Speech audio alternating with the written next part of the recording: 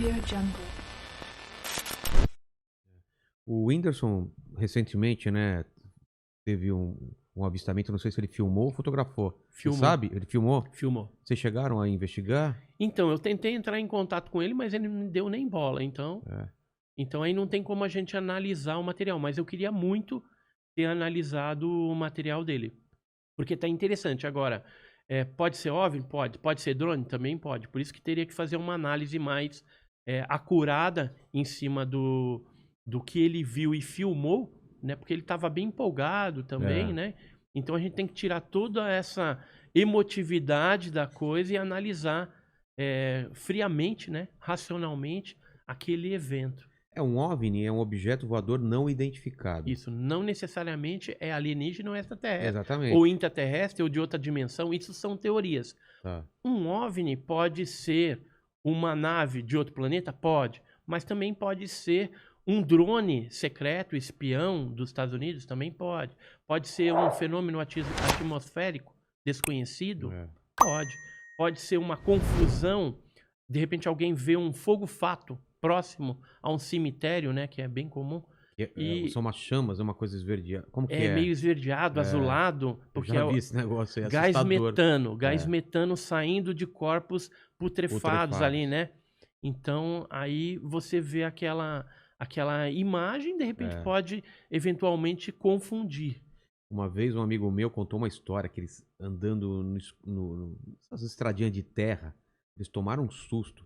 O carro tava sem luz e de repente um objeto escuro na frente levantou, parecia um humanoide mais estranho, abriu os braços assim, e eles com lanterna e tal, era um tamanduá, cara, que levantou na frente do carro.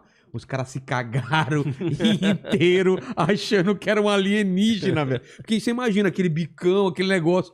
Ele falou que ele fica grande, quando ele levanta assim, ele fica grandão. Tamanduá é grande pra caramba. É grande, velho. Imagina, cara. Eu preferi um alienígena.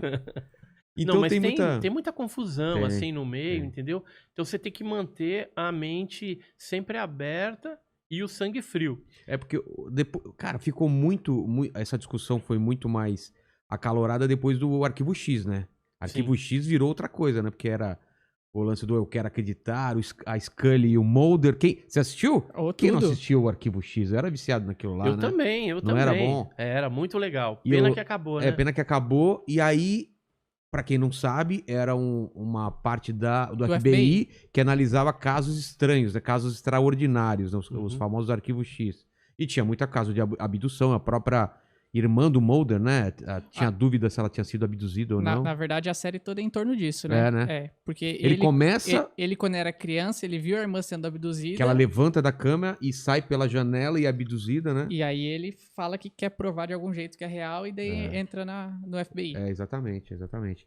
E vários filmes, então, são baseados em relatos e tal, como você falou. O Contatos Imediatos do Terceiro Grau. Sim, lembra do Spielberg? É. Qual é a diferença desses? Tem o primeiro grau, o segundo grau, terceiro grau e tem o quarto grau, não tem? Tem quarto, quinto, tem até sétimo. O primeiro grau o que é? Mas o Hynek, que era Joseph Allen Hynek, que trabalhou no projeto Blue Book, Tô ligado. que é o projeto Livro Azul. Tinha uma série, talvez, chamada Blue Book? Tem, né? Livro Azul. Eu lembro disso. O Hynek, ele instituiu essa nomenclatura e depois outros pesquisadores foram aumentando, dividindo, mas o basicão é assim, contato de primeiro grau, são avistamento de luzes sem você identificar muito bem o que é aquilo. Ao longe... O do Whindersson, primeiro grau. Seria primeiro grau. Se for tá. Isso. Segundo grau. Segundo grau é quando deixa marca física no solo, nas testemunhas, quando ocorre alguma interferência eletromagnética em televisão, aparelhos, né? Blackout, ocorre algum tipo de blackout. Então, é segundo grau. Mutilações de animais também. Queimaduras? Na pele da pessoa. Ou a própria marca, né? De pouso. Ela pode ser classificada como segundo grau. O terceiro grau é quando você tem o tripulante na cena do avistamento. Pode ter o OVNI ou não, mas tem que ter necessariamente o avistamento do tripulante. Seja dentro da nave, fora da nave, né, ou sem nave, mas que fique definido que aquilo seria um tripulante de algum objeto voador não identificado.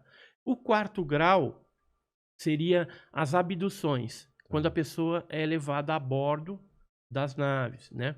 O 5º, quando existe uma interação de comunicação. A maioria, né, dos casos são telepatia. Alguns casos, o tripulante fala na língua local do abduzido, né, do contatado ali, e geralmente, por exemplo, se for a língua portuguesa, é um português muito correto. Entendi. Se for em francês, é um francês muito correto. E em alguns casos existe uma linguagem, um percentual bem pequeno de linguagem ininteligível, ou seja, grunhidos, algum rosnado, alguma coisa diferente que não dá para entender, não houve, então, uma interação e uma comunicação. Tem mímica também, tem alguns casos que teve mímica aí, né, para tentar se entender, mas na maioria dos casos, né, eu diria aí que 80% é telepatia. Então, sempre quando, nesses filmes que relato, é assim, parecia que a voz, falava que a voz estava dentro da cabeça dele, né? A pessoa pensa em perguntar alguma coisa, já vem a resposta imediatamente dentro da cabeça das testemunhas. É mais ou menos eu conversando com a minha mulher, é a mesma coisa, assim, que eu vou falar alguma coisa, ela fala, eu já sei o que você tá pensando, e a resposta é não. Entendeu? E então, a gente falou dos tipos de contatos. Agora, tem os tipos de seres também, né? Tem os Greys, né? Greys. A gente fala mais assim, tipo alfa, beta e gama. O Greys tá dentro disso? O Grey tá dentro do alfa. O que é o alfa? O alfa são os baixinhos. Não fala em beta, não. Baixinho cabeçudo. Só uma coisa. Você tá chamando ele de beta? É que beta é uma coisa... não tem nada a ver com alienígena. Que tem um cara aqui que a gente chamou aqui pra cá. Se chamar ele de beta... Tá me chamando de beta, irmão? Tô me chamando de beta, irmão. Então, desculpa. Mas só como chama lá? Um adendo. Um adendo só. Alfa, então... O alfa são aqueles baixinhos de 1,20 m. Cabeçudos. Com cabeça desproporcional. O ET do filme do ET lá do Spielberg seria o alfa. Tá. E aí ele geralmente tem um olho preto, grande. O do Spielberg tinha olho azul, se eu não me engano, hein? Não tinha? Ah, olha aqui, ó. Esse aí Esse seria o... Esse aí é um pouco diferente. Mas, na verdade, eu colocaria esse ser aqui já dentro de um gama. Entendeu? Dentro do gama. Porque ele não é tão comum assim. Entendi. O alfa é aquele cinzento, são os que geralmente abduzem, né? Os que estão mais presentes nos contatos aí ao longo do mundo. Entendi. Né? Então, o que é mais relatado... Mas eles são maus ou bons ou não tem essa qualificação? É relativo, né? Esse negócio de bom porque ou mal. Eles podem ser bons pra eles, mas maus pra gente.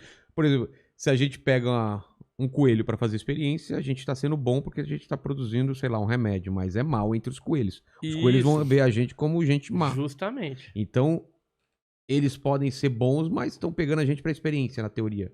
Isso, e é na marra, entendeu? Porque você não tem controle. Exatamente. Né? Mas só voltando um pouquinho nas tipologias dos seres alfa. pra gente Vamos fechar. Lá. O alfa, então esses baixinhos, cabeçudo, olho preto, cerca de 80% dos casos. 15% dos casos é os betas, que é parecido conosco. Se vestir uma roupa assim, normal, que nem a gente, entra na festa. Eles têm a mesma proporção. Vem até no seu programa aqui e é entrevistado então de boa. Pode ter passado algum beta aqui, a gente não percebeu. Vai saber. Defante, eu apostaria que o Defante é um beta, cara. E a única diferença é que eles geralmente têm feições mais belas, assim, geralmente então, cabelo loiro, olho azul. Tá, então não é o Defante. É bem diferente, né, do padrão. Então, seria uma versão bonita e esbelta do ser humano. Esbelta e, às vezes, ele tem uma altura um pouco desproporcional. Pode chegar a 2 metros, 2,5 metros, né? Mas, às vezes, tem uma altura normal também. Isso são 15%.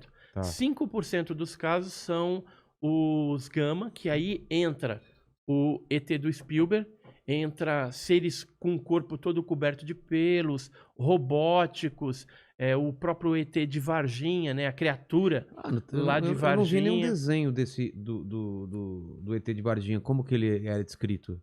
Você não viu?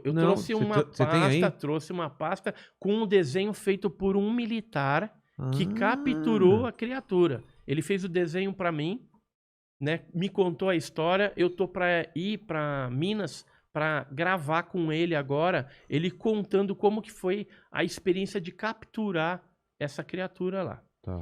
E eu tenho uma pasta aqui.